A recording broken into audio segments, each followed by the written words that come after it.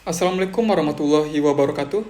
Perkenalkan, nama saya Iza Twiko Sulistia Firardi dengan NIM E1032231013. Hari ini saya akan mempresentasikan tugas akhir semester untuk mata kuliah Teori dan Analisa Politik Pemerintahan. Dengan topik yang saya angkat yaitu Demokrasi Indonesia saat ini, antara ideal dan realita. Indonesia dikenal sebagai negara demokrasi terbesar ketiga di dunia. Kita tidak boleh lupa bahwa demokrasi tidak hanya berarti memilih pemimpin setiap 5 tahun sekali. Tetapi demokrasi sejati adalah sistem yang memberikan ruang bagi rakyat untuk berpartisipasi aktif, menyuarakan pendapat, dan mengawasi kekuasaan secara terus-menerus. Kita bisa menilai kualitas demokrasi melalui teori dari Robert Dahl. Menurut Robert Dahl, demokrasi yang sehat ditandai oleh kebebasan berekspresi, akses terhadap informasi alternatif, hak memilih dan dipilih, pemilu yang bebas dan adil, serta kontrol rakyat terhadap agenda politik. Kita akan gunakan ini sebagai alat ukur untuk melihat kondisi demokrasi di Indonesia saat ini.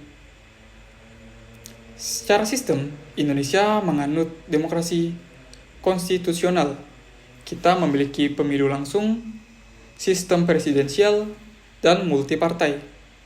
Konsep ini memberikan kerangka hukum dan formalitas demokrasi, tetapi kita juga harus melihat bagaimana implementasinya dalam praktik sehari-hari. Tantangan terhadap demokrasi di Indonesia semakin terlihat sejak pemilu tahun 2024 kemarin. Terjadi pelemahan terhadap KPK, netralitas lembaga negara dalam pemilu dapat dipertanyakan, dan elit politik semakin dominan. Media sosial menjadi alat polarisasi, sementara partisipasi kritis masyarakat justru menurun. Fakta-fakta ini juga terlihat dari data menurut The Economist Intelligence Unit. Skor demokrasi Indonesia di tahun 2024 adalah 6,0, masuk dalam kategori fluid demokrasi. Kebebasan pers menurun, dan kepercayaan publik terhadap DPR juga rendah. Ini menunjukkan adanya krisis kepercayaan dalam sistem politik kita. Dari sisi analisa pemerintahan, tampak bahwa kekuasaan eksekutif menjadi sangat dominan. Oposisi melemah, dan pemilu seringkali menjadi ajang formalitas, bukan ajang pertarungan ide.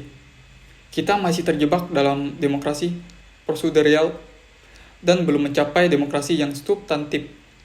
Dalam kondisi seperti ini, masyarakat sipil memiliki peran yang sangat penting. Pers, LSM, dan partisipasi aktif warga adalah elemen utama dalam menjaga demokrasi tetap hidup. Literasi politik juga krusial, agar masyarakat bisa membedakan antara informasi yang benar dan propaganda. Kita harus sadar bahwa demokrasi tidak bisa dibiarkan berjalan sendiri. Seperti yang dikatakan Bung Hatta, demokrasi bukan sekedar hak memilih, tetapi hak untuk didengarkan.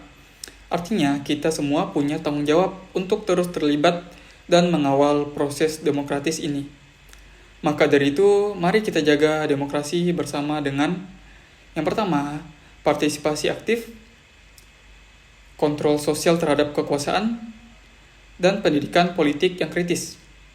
Karena pada akhirnya, demokrasi bukan milik elit, tetapi milik kita, rakyat Indonesia. Terima kasih. Wassalamualaikum warahmatullahi wabarakatuh.